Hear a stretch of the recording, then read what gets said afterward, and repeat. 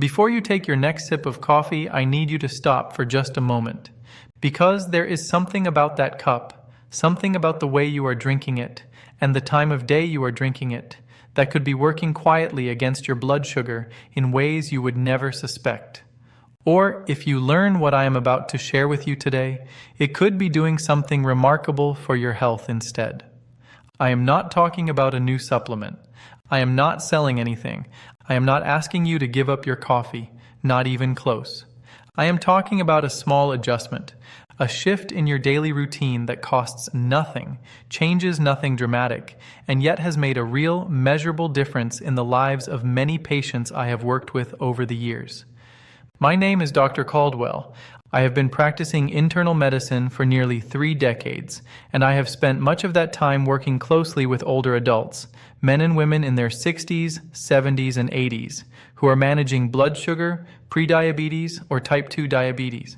What I have seen in my practice, and what the research increasingly confirms, is that one of the most powerful tools for blood sugar control is already sitting in your kitchen.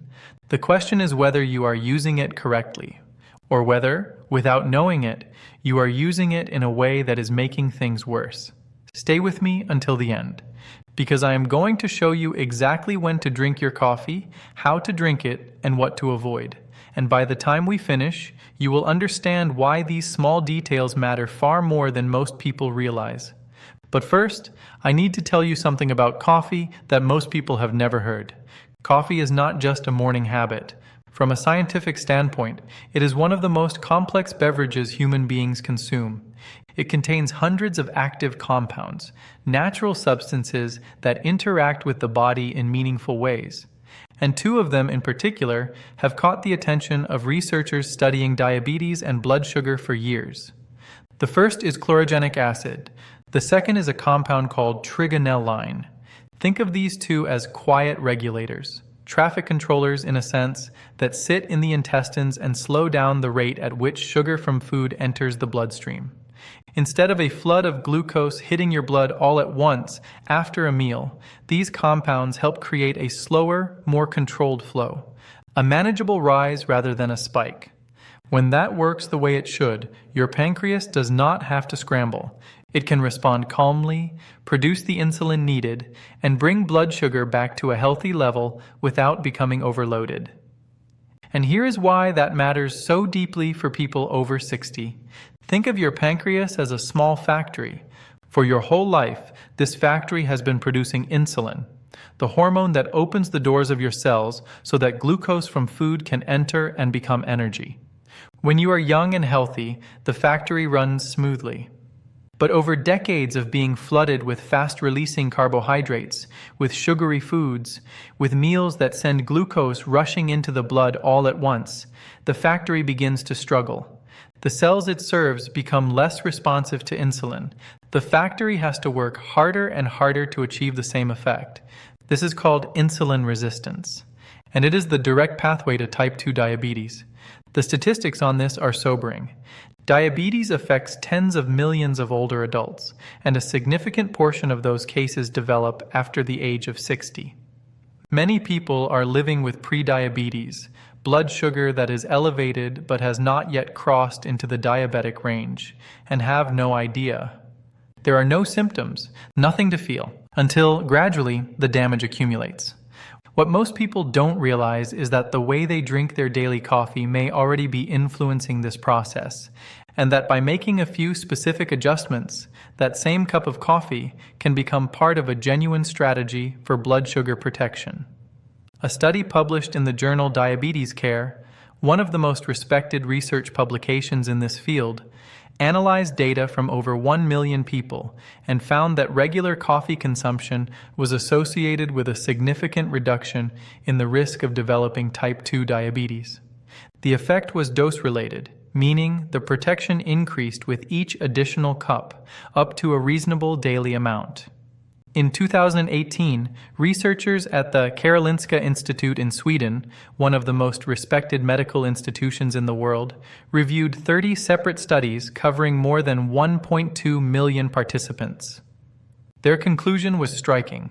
Both regular and decaffeinated coffee were associated with approximately a 30% reduction in the risk of developing type 2 diabetes. 30% from something you are already drinking. But here is the part that most people never hear. These benefits are not automatic. They depend entirely on how you drink that coffee. Because the wrong coffee, at the wrong time, with the wrong additions, does not just fail to help. It can actively work against your blood sugar. And that is exactly what I see happening in my practice, more often than I would like. Let me tell you about a patient of mine. I will call him Walter. He was 74 years old, retired contractor, a man of deep, reliable habits, the kind of person who had done the same things in the same order every morning for 40 years. He came to see me because his fasting blood sugar had climbed into the pre-diabetic range, and his regular doctor had referred him for a more thorough evaluation. When I asked about his daily routine, he looked at me with complete confidence. "Doctor, I do everything right. I walk 3 mornings a week. I drink my coffee every single day, have for 50 years. He genuinely believed his coffee habit was protecting him. So I asked him to walk me through exactly how he drank it, every detail, and that is when the picture changed. Every morning, the moment he got out of bed, before eating, before anything, he would make a large pot of coffee and have his first cup, strong, with a spoonful of sugar. Then he would have another cup mid-morning, usually with a piece of toast or a sweet biscuit. And in the evenings, he often had one more cup at around 7 or 8 o'clock, because he said coffee had never bothered his sleep. 3 habits, each one quietly undermining the very benefits he believed he was receiving. I am going to explain each of these mistakes carefully, because I hear versions of Walter's story constantly.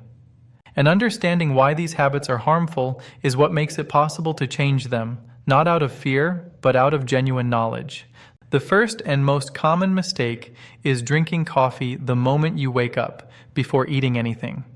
I know this is deeply habitual for many people. The alarm goes off, the feet hit the floor, and the coffee is brewing within minutes. It feels natural, it feels necessary, but here is what is actually happening in your body during those early morning hours. When you wake up after a night of fasting, your body is already in a particular hormonal state. Cortisol, the stress hormone, is naturally elevated in the morning. This is normal and healthy. It is your body's way of preparing you for the day, signaling the liver to release a measured amount of glucose into the bloodstream so you have energy to get moving. Now, caffeine interacts with this system in a very specific way. It stimulates the adrenal glands, which respond by releasing adrenaline, and adrenaline tells the liver to release more glucose, more than it was already planning to, more than you need, sitting quietly in your kitchen.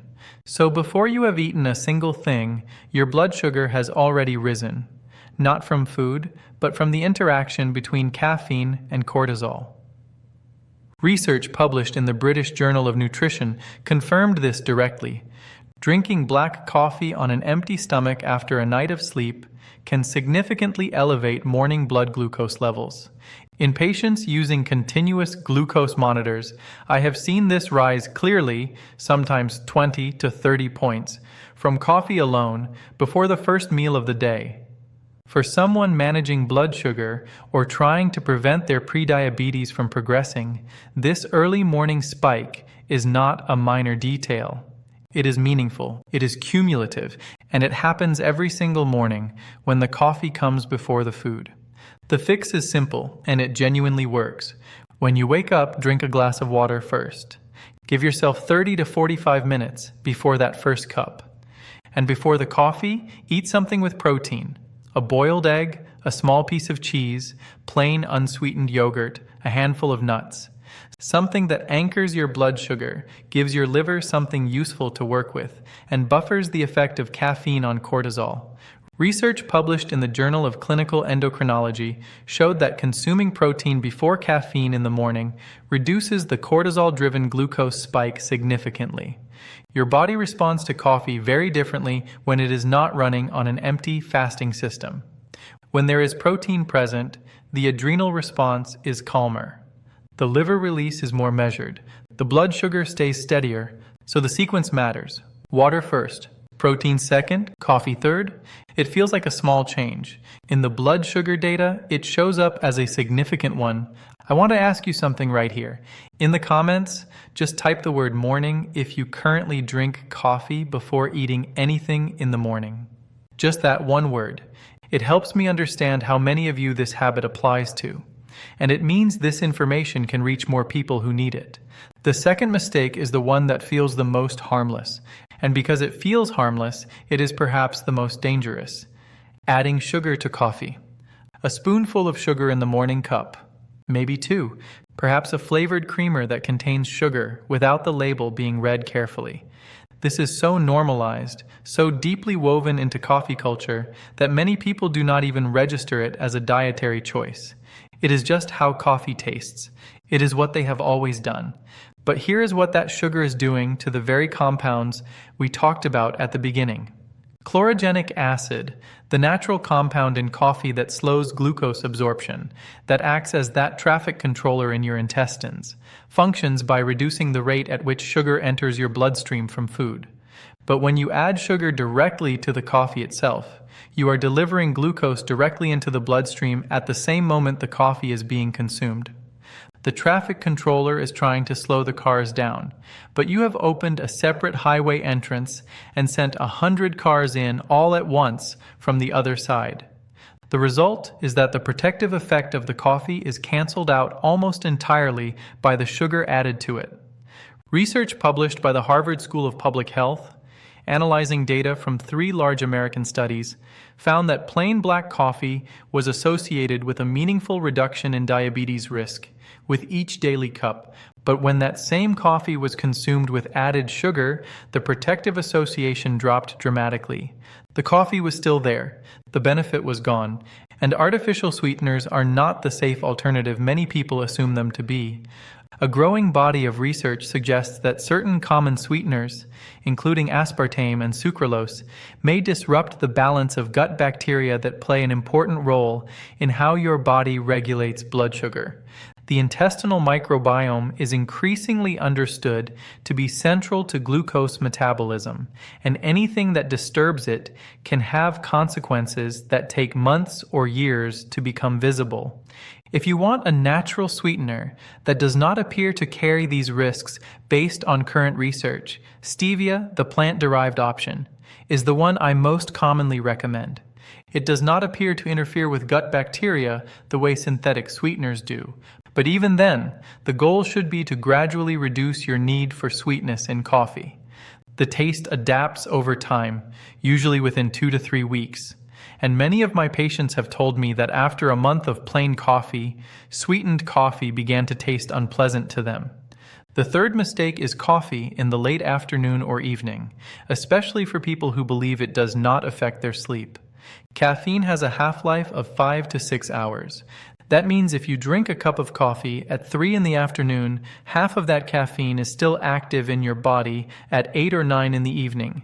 And caffeine does not just keep you awake. It keeps cortisol elevated. It keeps the nervous system in a mild state of alert. And here is why sleep matters so much to blood sugar. During deep restorative sleep, your body performs essential regulatory work. Growth hormone is released. Insulin sensitivity is restored. The relationship between cortisol and glucose is reset for the following morning. When sleep is disrupted, even subtly, even in ways that do not feel dramatic, this regulation is compromised. Blood sugar control the following day is measurably worse in people who slept poorly the night before. This is where things become dangerous in a way that is almost invisible. People who drink coffee in the evenings often do not feel that they sleep badly. Their sleep feels normal. But the quality of the deep, restorative stages of sleep is reduced, and blood sugar pays the price the next morning without the person ever making the connection. After 2 o'clock in the afternoon, put the coffee down. If you still want a warm drink in the evening, herbal tea, chamomile, peppermint, rooibos is a genuinely good option. Calming, flavorful, and completely free of caffeine's effect on your cortisol and your sleep quality. Now let me tell you something I have been looking forward to sharing with you, because this is the part that most people have truly never heard. There are specific moments in the day when coffee does not just fail to harm blood sugar. It actively helps. The first is at breakfast, but done in the correct sequence, the way I described. Water, then protein, then coffee. Plain, no sugar. At that point, with cortisol already settling from the protein meal, the chlorogenic acid in your coffee goes to work. It begins reducing the absorption rate of any remaining carbohydrates from your breakfast. It sets a calmer metabolic tone for the entire morning. The second ideal moment is 20 to 30 minutes before your main midday meal. This is a strategy that very few people know about, and when I explain it to patients, they are almost always surprised. A small cup of plain black coffee, just a half cup to a full small cup, consumed before lunch acts as a genuine pre-meal blood sugar buffer. The chlorogenic acid has time to reach the intestines and begin its work before the food arrives. When the carbohydrates from lunch come in, the bread, the rice, the starchy vegetables, the absorption is slower, more gradual. The glucose rise is blunted. A study conducted by researchers at Brigham and Women's Hospital, affiliated with Harvard Medical School, and published in Diabetes Care, showed that the compounds in coffee, particularly chlorogenic acid and trigonelline, significantly reduce glucose and insulin concentrations in the first 15 minutes after carbohydrate consumption compared to a placebo. This effect was measurable, meaningful, and achievable simply by drinking a cup of plain coffee before eating. I want you to really hear that. You are not spending money on a supplement. You are not taking a pill. You are drinking a smaller cup of the coffee you already love, 30 minutes before lunch, and measurably slowing down your blood sugar response to that meal. The third ideal moment is after exercise. If you walk, even a short walk, 15 or 20 minutes after dinner or in the morning, your muscles become temporarily more receptive to glucose. They have been working, they need fuel, and they behave like a sponge, pulling sugar from the blood to use as energy. Caffeine consumed within 30 minutes after exercise enhances this effect. It supports the muscle's ability to continue absorbing glucose during that recovery window. This is what I call a metabolic opportunity, a brief period when your body is primed to use glucose efficiently, and a small cup of plain coffee helps extend and deepen it. I want to tell you about another patient. I will call her Frances. She was 69 years old, former school teacher. She had been living with type 2 diabetes for 4 years and was taking medication faithfully, and yet her numbers stubbornly refused to improve. Her morning blood sugar was consistently high. Her energy was low. She told me she felt like she was doing everything right and nothing was working. When I asked about her coffee, she said she had actually cut down out of concern, down to 2 cups a day, both of them in the morning, both with a small amount of sugar and milk, and both before she had eaten anything. She thought she was being responsible. We sat together and went through the adjustments I have described. She was skeptical. I could see it in her face. "Doctor," she said, "it is just coffee." 6 weeks later, she came back. Her fasting glucose had dropped from 141 to 116. Her energy was better. She had not changed her medication. She had not overhauled her diet. She had shifted her coffee timing, removed the sugar, added a boiled egg before her morning cup, and started having a small coffee before lunch. She looked at me and said, "I feel like I got my mornings back." That is not a dramatic story. There was no crisis, no near miss, no dramatic reversal, just a woman who made small, informed changes and whose body responded. There are a few more things I need to warn you about, because they can undo all the benefits we have discussed. The first is any form of sugar in the coffee, refined, brown, honey, maple syrup. As I explained, these cancel the protective action of chlorogenic acid at the exact moment it should be working. The research is clear and consistent on this point. Plain coffee protects. Sweetened coffee loses that protection. The second is instant coffee in pouches or packets, the kind sold as 3-in-1 or flavored mixes. These products almost always contain added sugar, hydrogenated fats, and artificial additives. They are not the same product as brewed coffee from ground beans. If you are relying on these for your morning cup, you are consuming something closer to a sweetened drink than to real coffee. Whenever possible, choose natural ground coffee, brewed fresh. Even a simple stovetop or drip method with quality ground coffee is incomparably better than powdered packets. The third is pairing coffee with ultra-processed foods, white bread, packaged pastries, sweet biscuits, filled cookies. When these foods are eaten alongside coffee, or in place of the protein I have been recommending, the glucose spike from those refined carbohydrates is so steep and so rapid that no amount of chlorogenic acid can compensate for it. The coffee becomes irrelevant in the context of a large glucose flood. The goal is to build a context where coffee can do what it is capable of doing. That means protein before or with your morning cup. That means plain, unsweetened coffee before lunch. That means a small cup after your walk, not a large one with a biscuit mid-afternoon.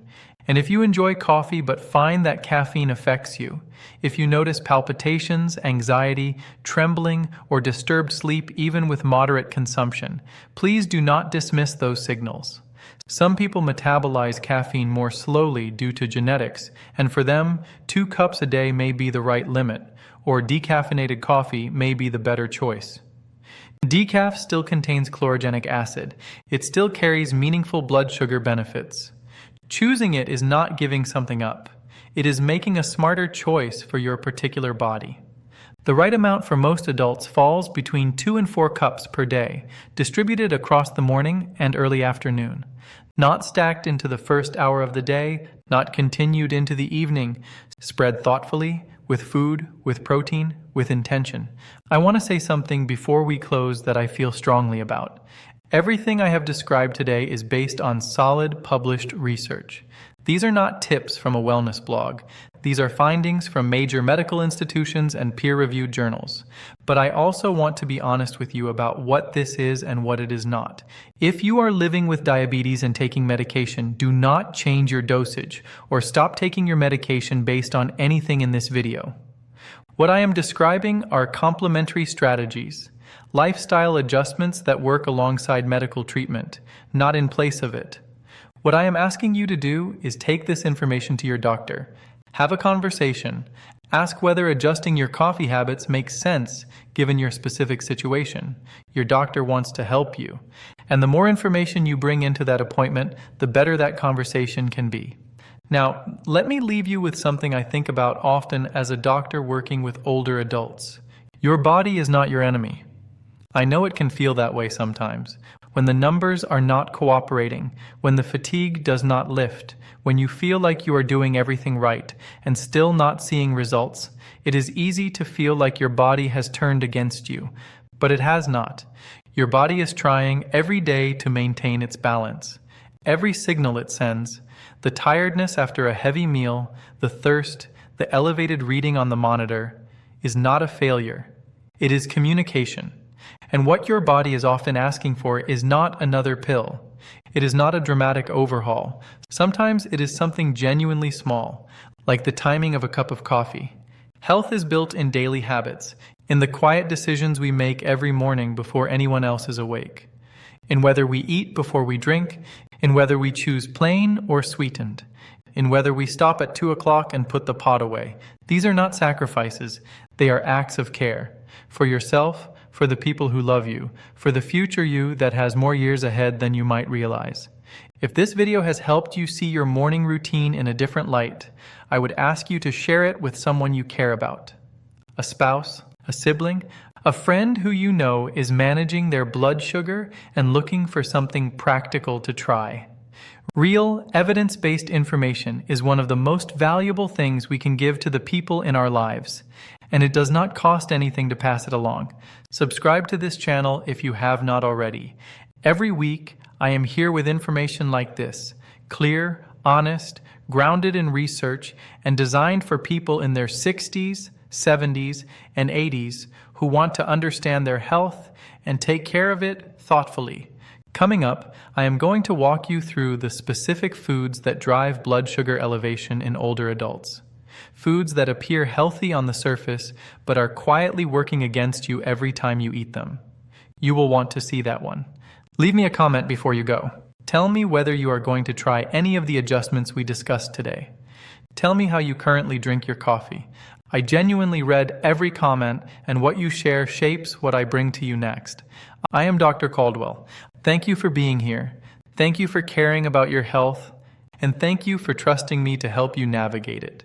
Start with one change tomorrow morning. Water first, protein second, then your coffee, plain without sugar, at the right time. Your body will notice. And over weeks and months, so will your numbers. Take good care of yourself, and I will see you in the next one.